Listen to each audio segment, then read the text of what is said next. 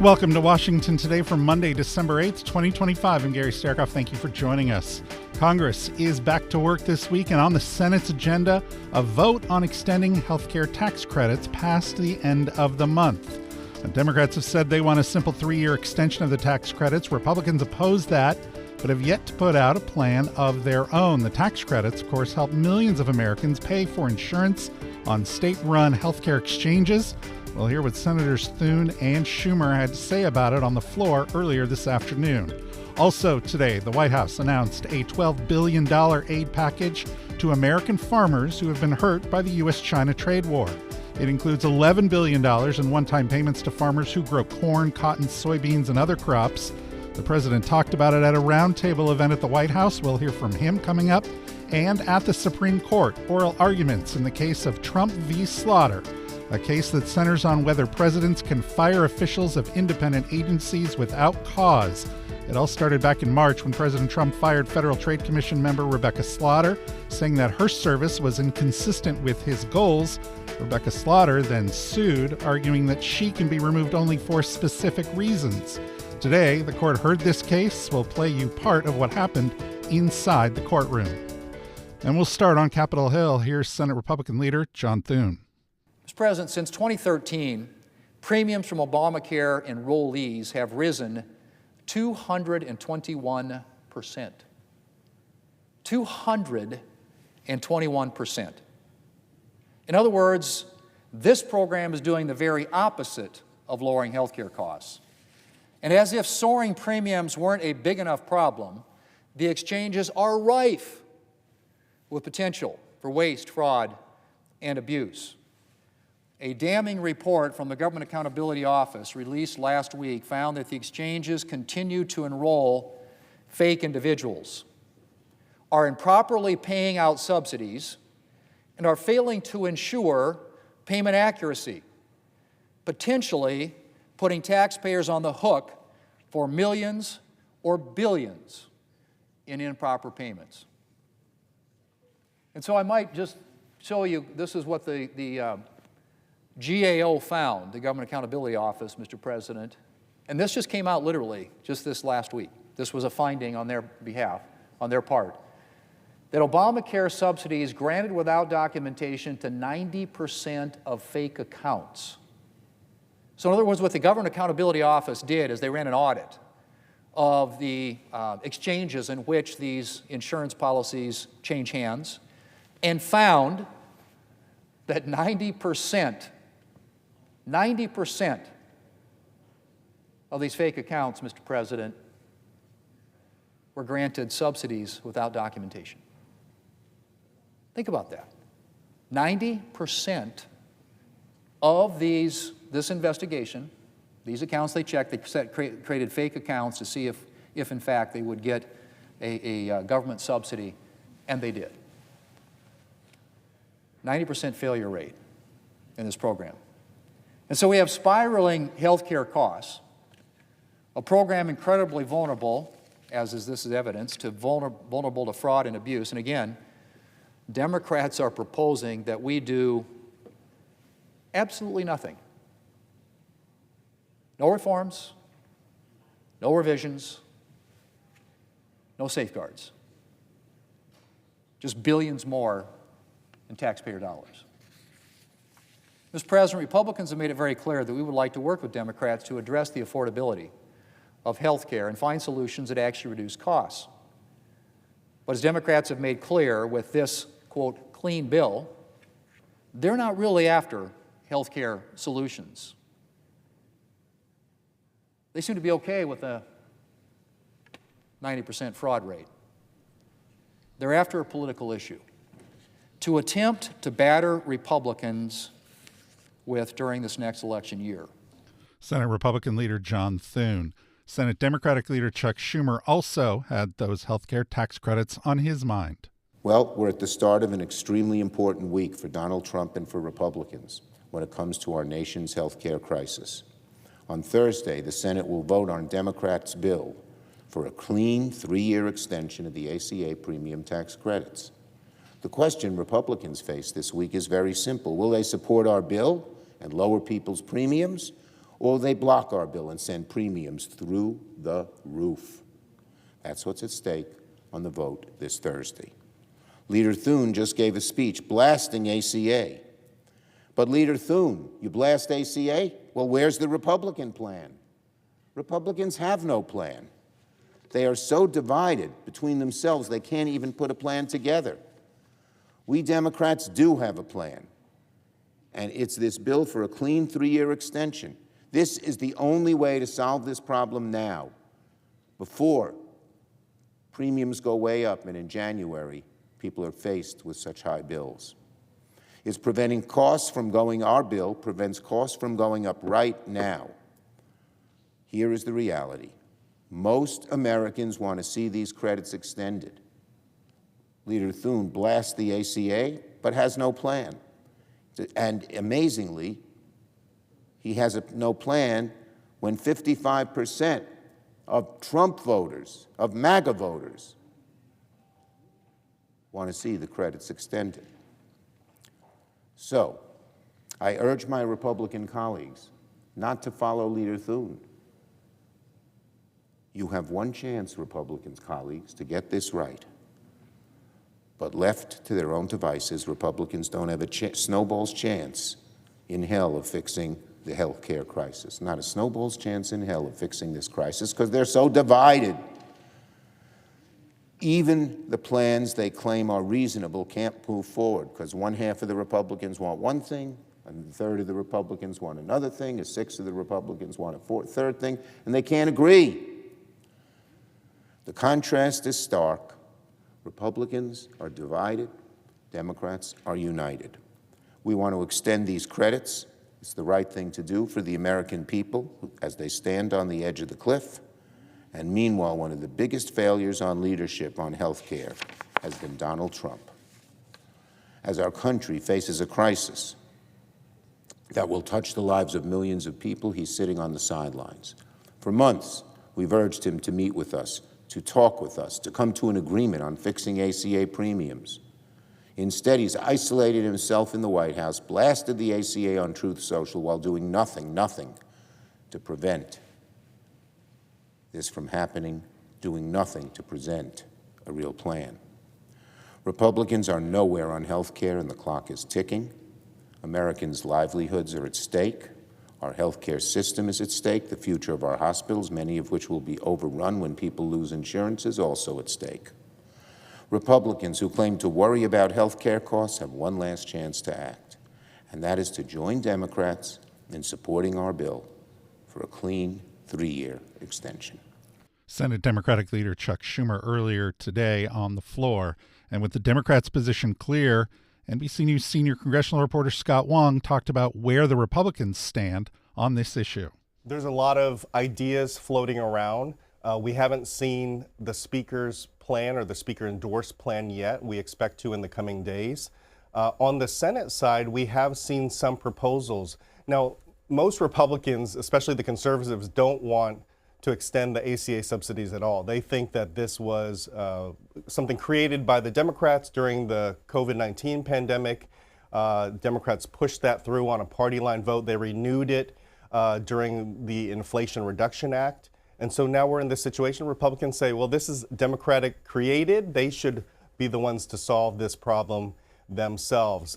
Senators Bill Cassidy and Rick Scott, both Republicans, have floated proposals to sort of replace these subsidies with, direct payments to health savings accounts. These are some of the ideas that are floating out there. These are some ideas that possibly could get a vote in the Senate in the side-by-side that we were talking about earlier. And those would mirror requests from Donald Trump, basically to create a sort of HSA account for Americans, replacing that ACA subsidies, something that Democrats have not really talked about in a serious way. Really, they want to try to extend those in a clean fashion. I wonder, there are bipartisan talks happening on the rank and file level. You talked about Bill Cassidy, you talked about Rick Scott. Are there conversations happening on the leader-to-leader level between Chuck Schumer and John Thune, between House Speaker Mike Johnson and Hakeem Jeffries on the Democrat side? The leaders do speak from time to time on various issues, whether it's national security or things like reopening the government. We haven't seen any formal sort of talks when it comes to health care. Now, on the House side, there are numerous bipartisan talks happening, mostly among the centrist, vulnerable, at-risk members who have tough elections heading into 2026.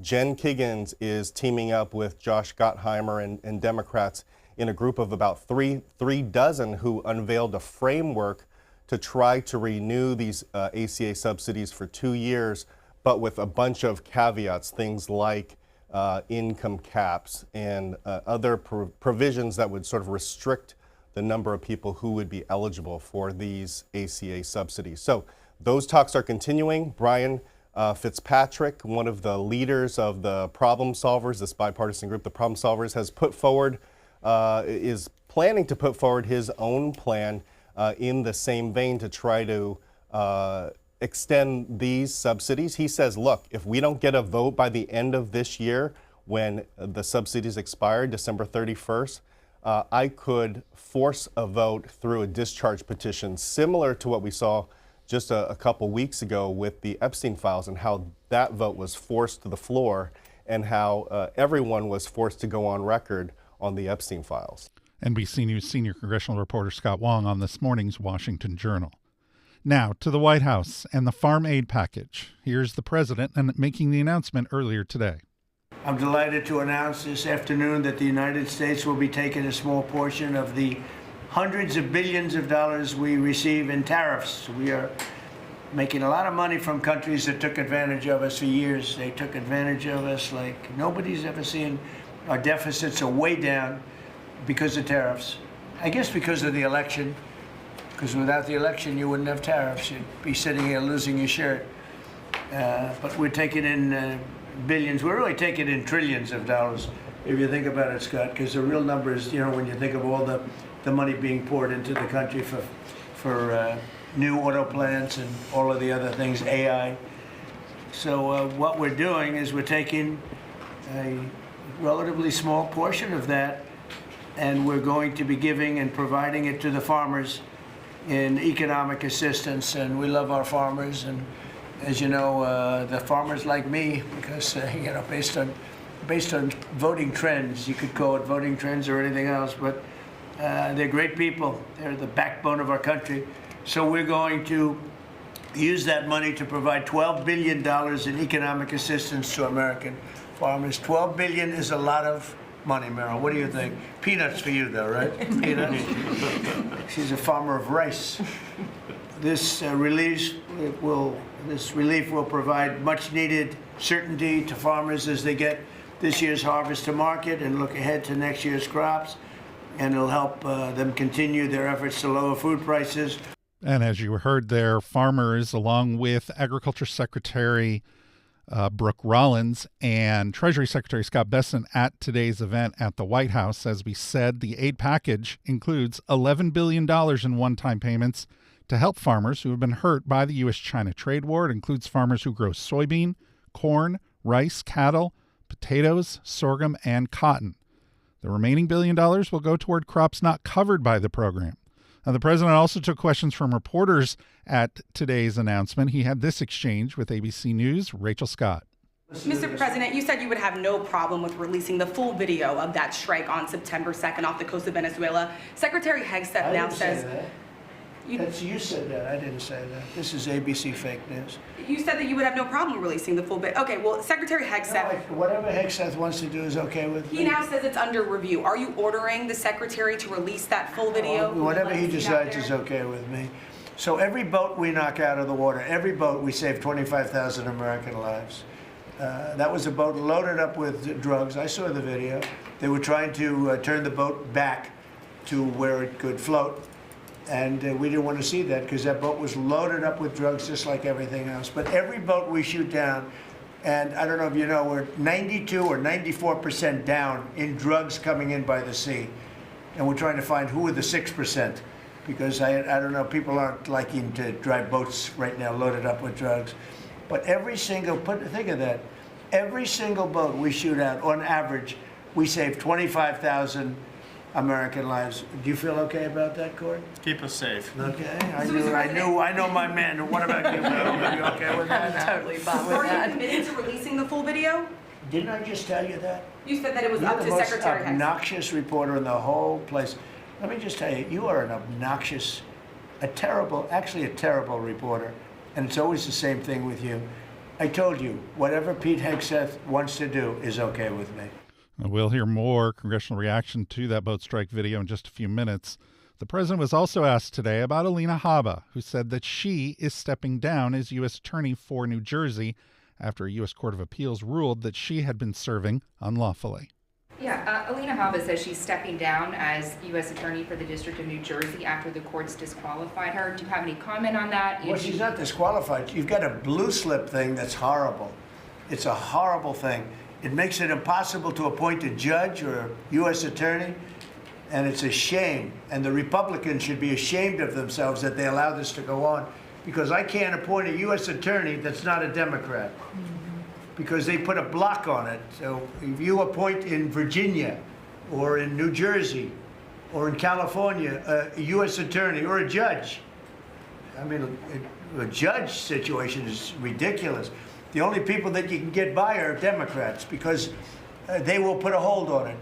If I put up George Washington and Abraham Lincoln to be U.S. attorney in New Jersey or to be U.S. attorney in Virginia, we have Democrat senators, they will not approve them. And this is a gentleman's agreement that's lasted for too long, and it doesn't make it, especially in light of what's going on today. It means you can't appoint a Republican U.S. attorney, and we don't play the same game with them, but they do. And I hope that somebody speaks to Senator Grassley about doing something about the blue slip, because I'm telling you, John, I put up great people, top people, highest education, the best lawyers to be like U.S. attorney, and both senators, it only takes one. But if they're Democrat senators, they say, we're not going to approve it. I had a couple of them say, why don't you appoint Democrats? All because Senator Grassley, with his blue slip stuff, will not let anybody go by. By the way, the Democrats have violated the blue slip provision on numerous occasions, but we don't do it. And what it means is, I guess I just have to keep appointing people for 3 months and then just appoint another one. And it's a very sad situation. We're losing a lot of great people. We have about 7 U.S. attorneys who are not going to be able to keep their jobs much longer because of the blue slip. Because unless, I think I know why they did that, to protect their ass. Okay, that's why they did that. But it should be done away with. I want to be able to appoint the most highly educated, the most respected people. They can't keep their jobs. Just more on the Alina Habba case. She had been serving in an interim role, and the appeals court ruling said the Justice Department could not indefinitely extend her tenure without Senate approval or an official appointment by district trial court judges. Those are two of the most common ways for U.S. attorneys to get their job. And the president is hitting the road this week to talk about his economic agenda. His first stop will be in Wilkes-Barre, Pennsylvania. That will happen tomorrow. Now to the Supreme Court, and this from the Washington Post. The court appeared poised to make it easier for President Trump to fire independent government officials despite laws meant to insulate them from political pressure. Members of the court's conservative majority seemed ready to overturn or strictly limit a landmark decision from 1935 known as Humphrey's Executor v. U.S. The court ruled in that case that Congress could put limits on the president's authority to remove some executive branch officials. Here's Chief Justice John Roberts questioning Rebecca Slaughter's attorney today, Amit Agarwal. You mentioned Humphrey's Executor quite a bit, and also seal of law.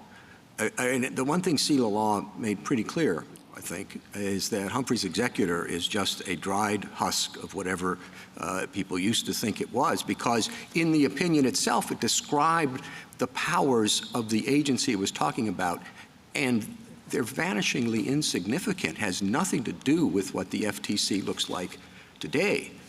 and yet it seems to be your primary authority. It was addressing an agency that had very little, if any, executive power, and that may be why they were able to attract such a broad support on the court at the time. I mean, putting Humphrey's executor aside, what's your next good case? We have two other cases in which the court has had occasion to assess the constitutionality of a single layer of for-cause removal protection applicable to a multi-member commission. And those two cases are Weiner v. United States and Free Enterprise Fund.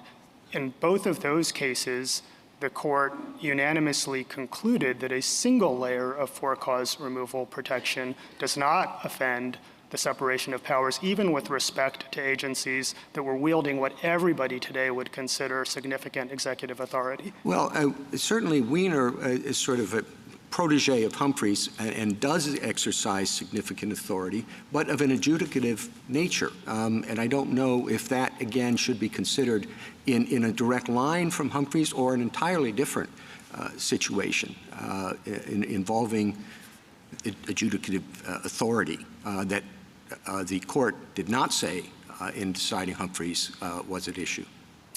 A couple of responses to that, Mr. Chief Justice.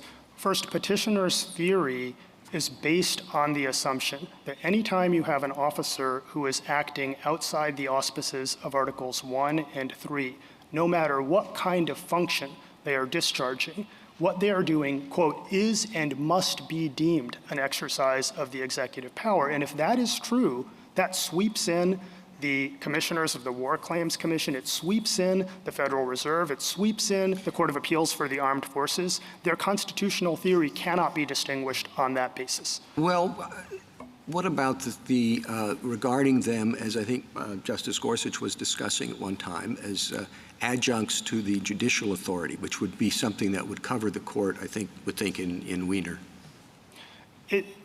If this is a viable distinction to say that there are certain functions that are being performed that are of an adjudicatory nature and that some kind of exception should be carved out for that, then why not for the FTC, which after all does exercise adjudicative powers? Indeed, as this court explained in Axon Enterprise v. FTC, the FTC... Well, sure.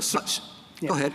The FTC stands in the shoes of the district court. In such cases, it's doing exactly the type of thing that district courts do. It's finding facts and reaching conclusions of law. Amit Argwal, the attorney for fired FTC Commissioner Rebecca Slaughter, in Q&A with Supreme Court Chief Justice John Roberts earlier today.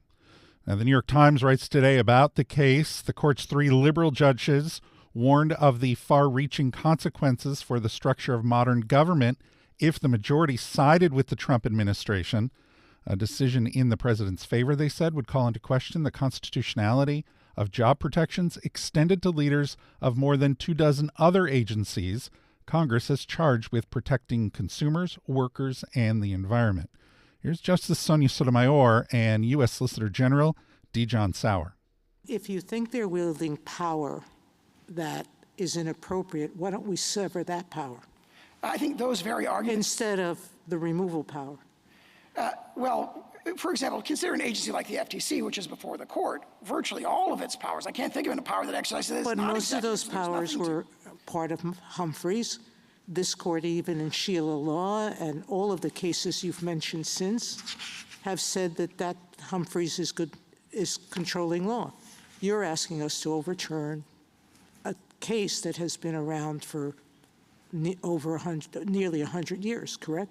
90 years, I believe. 90 years. What other cases have we overturned that have had a pedigree of 100 years?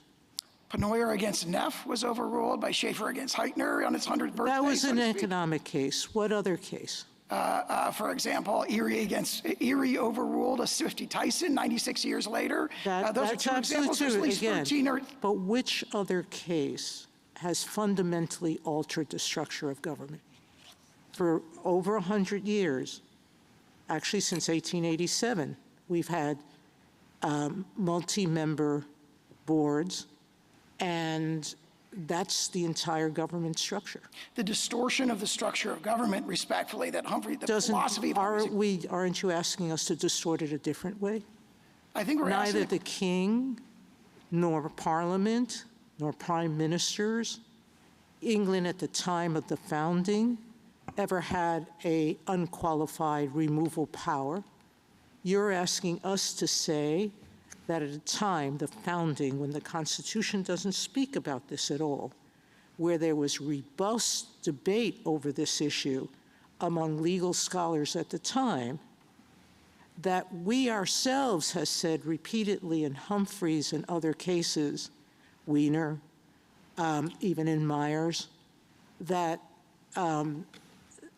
that those cases you mentioned did not establish this absolute power of the president.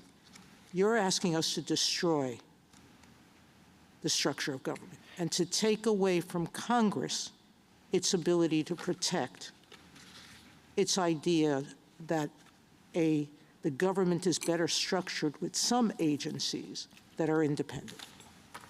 I think we're asking the court to return to the dominant line of authority that started in Ex parte Hennen in 1839, when this court said that it's a settled and well understood construction of the Constitution that the president alone can remove executive officials. That was reaffirmed in Parsons, for example, where it described it as settled beyond the power of alteration. Again, in Shurtleff, similar language. Myers says the same thing. Free Enterprise Fund, Collins, Seal of Law, Trump against the United States, and even Humphrey's executor itself paid lip service to this principle. Humphreys described this power as unrestricted and illimitable. And in order to get out of that rule, which the court has recognized in those 9 decisions is going back to 1789. You still haven't answered my question. Where else have we so fundamentally altered the structure of government? I think what the fundamental alteration of the structure of the government was ushered in by Humphreys, and then the Congress kind of took Humphreys and ran with it in the building of the monstrous administrative state and the proliferation of independent agencies that are insulated from democratic control. Independent agencies have been around since the founding. The Sinking Fund, the War Commission. We've had independent agencies throughout our history. So this is not a modern contrivance. Supreme Court Justice Sonia Sotomayor and U.S. Solicitor General D. John Sauer earlier today at the Supreme Court. Now, this won't be the only case the court hears on presidential authority. Next month, it will hear the case over Lisa Cook. She's the Federal Reserve Board governor who President Trump fired from the board earlier this year. You can hear all of today's oral argument at cspan.org and on the C-SPAN Now mobile app. You're listening to Washington Today. Boston-based writer Doug Most's new book is called Launching Liberty, subtitled To Build the Ships That Took America to War. Most, who spent 15 years at the Boston Globe, writes, and I quote, "In total, American shipyards produced 2,710 Liberty ships in essentially 4 years, peaking in the spring and summer of 1943, when almost 800 ships were built in 7 months. A lot of the credit is given to Henry Kaiser, who produced half of all Liberty ships, 1,490. By 1943, average time per ship was down to 42 days, the fastest month recorded. Author Doug Most is currently working at Boston University. Author Doug Most with his book Launching Liberty, the epic race to build the ships that took America to war, on this episode of Booknotes Plus with our host Brian Lamb. Booknotes Plus is available wherever you get your podcasts and on the C-SPAN Now app.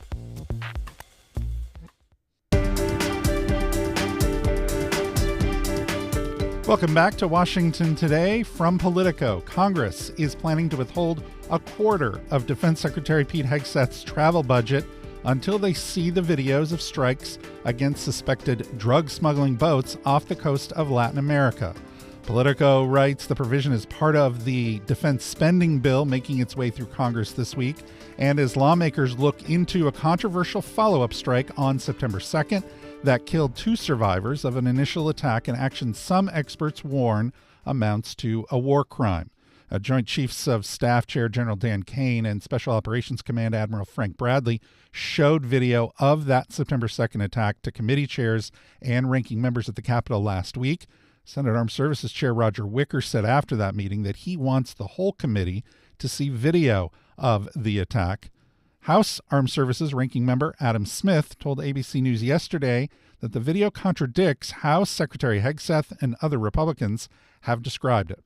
There were two survivors on an overturned boat, and Senator Cotton's description of it is simply not accurate. When they were finally taken out, they weren't trying to flip the boat over. The boat was clearly incapacitated. A tiny portion of it remained, capsized the bow of the boat. They had no communications device. Certainly they were unarmed. Any claim that the drugs had somehow survived that attack is hard to really square with what we saw. So it was deeply disturbing. It did not appear that these two survivors were in any position to continue the fight. And then you get into the larger issue, which you previewed, of what is the fight exactly? They were trying to bring drugs, and not even to the United States, by the way. There's no evidence. I mean, the drugs were going to some other point where they were going to be transshipped from there. And again, no congressional authorization for this. If it is a war, then there should be either congressional authorization or compliance with the War Powers Resolution. So this seems to go directly against Donald Trump's pledge to keep us out of wars. He seems to be dragging us into one without legal authorization. Let me just pin you down on one point, because Secretary Hegseth also said yesterday that the survivors could have still been in the fight and have access to radios to link up with another boat carrying the drugs. Yeah, that's ridiculous. There are no radios. They ought to release the video. If they release the video, then everything that the Republicans are saying will clearly be portrayed to be completely false. And people will get a look at it and they will see. The boat was adrift. It was going where the current was going to take it, and these two were trying to figure out how to survive. And the interpretation of this, that if maybe there were still drugs somewhere on that boat, that justifies the use of deadly force, is an incredible expansion of presidential power. If you say anyone who has drugs that they're intending to illegally transit to the U.S. is a legitimate target for deadly force, the amount of power that gives the president and the U.S. military is unprecedented and something that ought to be concerning to all of the American people. House Armed Services Ranking Member Adam Smith yesterday on ABC News This Week. Politico reports that the defense bill also requires the Pentagon to deliver all overdue reports, including lessons learned from the war in Ukraine, before Congress releases the full Pentagon travel budget. Holiday travel now. And Transportation Secretary Sean Duffy, he announced new family and health-focused federal initiatives for air travelers. I'm announcing at DOT that we have $1 billion in funding for grant programs to make the experience better in airports. And it's pretty wide open on what airports want to ask for a grant. But it might be, I want to expand the play areas for kids. I want additional nursing pods for nursing mothers. Maybe I want a workout area where people might get some blood flow and doing some pull-ups or some step-ups in the airport. But it could be any range of things. Maybe you want to work, I know this is TSA, but we're going to help on this as well. Maybe you want to have a different lane for families to get through TSA. How can we make the experience better as you come through an airport? $1 billion is going to go to that. But in addition, people have said, well, what are the airlines going to do to make the experience better? So today I reached out to a majority of the CEOs of our major airlines. And I said, what can you do, airlines, to make the experience better for the traveling public? And I'm looking forward to hearing back from our airlines on what they have in their future plans to improve the experience. And Secretary Duffy was also asked at today's event about when those DOT grants will be available to airports and his concerns as the holiday travel season ramps up. We're sending the notice of funding opportunity out right now. And by the way, this is wide open for airports. What do you want to send us to incent us to give you part of this $1 billion? And I've mentioned a few things here, but there's other options that I might not have thought about that airports might present to us that we'll go for. Again, we're going to start to see those ideas come in. And by the way, anyone who's watching this, if you want to reach out to your airport authority and encourage them to participate in this money, please do that. Get your airports to partake. And again, it's going to be a busy season. right?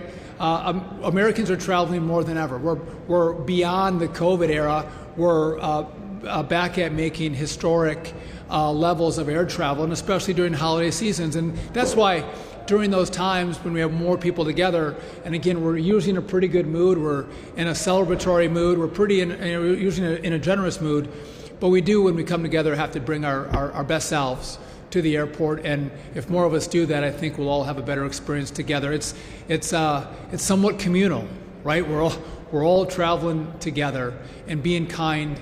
I always think, and I've mentioned this before, but if I have an older person coming down the aisle and having a hard time lifting their bag up in the overhead bin, well, maybe you can help them out.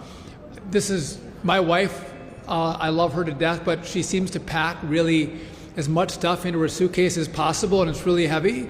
Maybe help, if you see someone who's having a hard time, help them out. I think if we do that for each other, I just think the experience is better for the people we travel with, but I think we feel better when we help. You can see all of Secretary Duffy's comments from today at Reagan National Airport on the app C-SPAN Now and at cspan.org. This week marks the 25th anniversary of the Supreme Court's decision in Bush v. Gore. It resulted in George W. Bush being declared the winner of the 2000 presidential election. And today, an event looking back on that decision. Here's former Vice President Gore's attorney in that case, Benjamin Ginsburg. The long-term impacts of Bush versus Gore depend a little bit on where you sit. How many people remember where they were 25 years ago? That is so rewarding to see. So Bush versus Gore is a simple jurisprudential matter, has not had a tremendous input and effect. It has been cited more in the briefs of litigators than it has been in the decision of judges. On the other hand, it certainly was a unique event. It was a watershed event. There really hadn't been anything like that since 1876. And so that had an impact on the country. It was obviously extremely combative in Florida. Two sides arguing, doing all the things you do in a recount in a fever-pitched manner. But at the end of the day, it ended peaceably. There were no tanks in the streets. There were no riots at the Capitol. Al Gore did perhaps the most difficult thing I've ever seen in politics and give an incredibly gracious speech. I think we all appreciated the institutions and frameworks of the government of the United States and what it was, and behaved accordingly. So you can also, I think, talk a little bit about the arc of the country since probably the 1960s and the way we are today, and see some connections to Bush versus Gore. It was a pivotal moment, but it had both positive and negative impacts. Benjamin Ginsburg is the co-chair of the Election Official Legal Defense Network. He was former Vice President Al Gore's attorney in 2000, speaking at an event on contested elections put on by Rice University's Baker Institute for Public Policy and the Carter Center. You can see all of it at cspan.org and the C-SPAN Now mobile app. And this from KHAON2.com in Honolulu. For the first time ever, no survivors were able to attend yesterday's annual commemoration of the attack on Pearl Harbor, which happened 84 years ago yesterday. The attack killed more than 2,400 American service members, and it led to President Franklin Roosevelt to ask Congress for a declaration of war against Japan. History.com writes, leaning heavily on the arm of his son James, a Marine captain, President Roosevelt walked haltingly into the House of Representatives at 12 noon on December 8th to request the declaration from Congress and address the nation. Yesterday, December 7th, 1941, a date which will live in infamy. The United States of America was suddenly and deliberately attacked by naval and air forces of the Empire of Japan. The United States was at peace with that nation, and at solicitation of Japan, still in conversation with its government and its emperor, looking toward the maintenance of peace in the Pacific.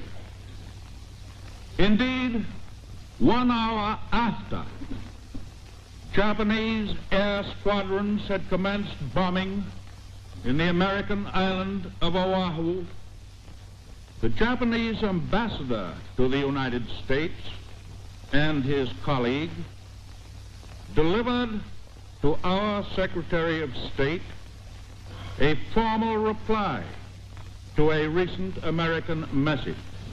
And while this reply stated that it seemed useless to continue the existing diplomatic negotiations, it contained no threat or hint of war or of armed attack.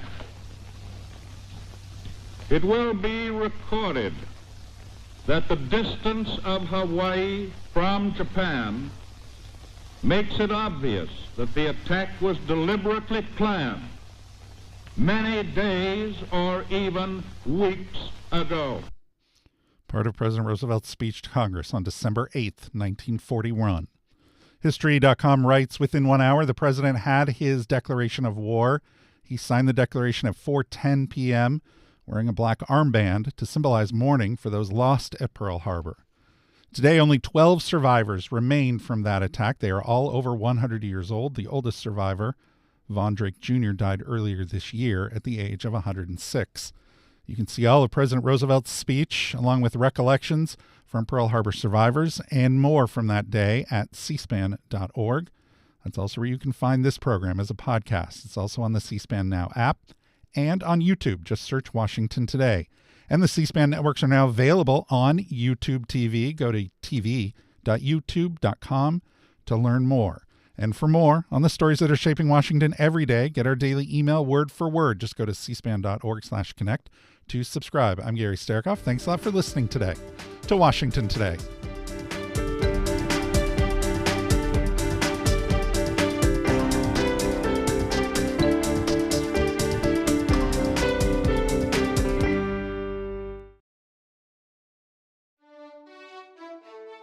C-SPAN's Washington Journal, our live forum inviting you to discuss the latest issues in government, politics, and public policy from Washington and across the country. Coming up Tuesday morning, we'll talk about the Trump administration, first with former Trump Homeland Security official Ken Cuccinelli, now a senior fellow at the Center for Renewing America. He'll discuss immigration policy and current deportation actions. And later, author, law professor, and ABC News legal contributor Kim Whaley on the use of executive power. C-SPAN's Washington Journal. Join in the conversation live at 7 Eastern Tuesday morning on C-SPAN, C-SPAN Now, our free mobile app, or online at cspan.org.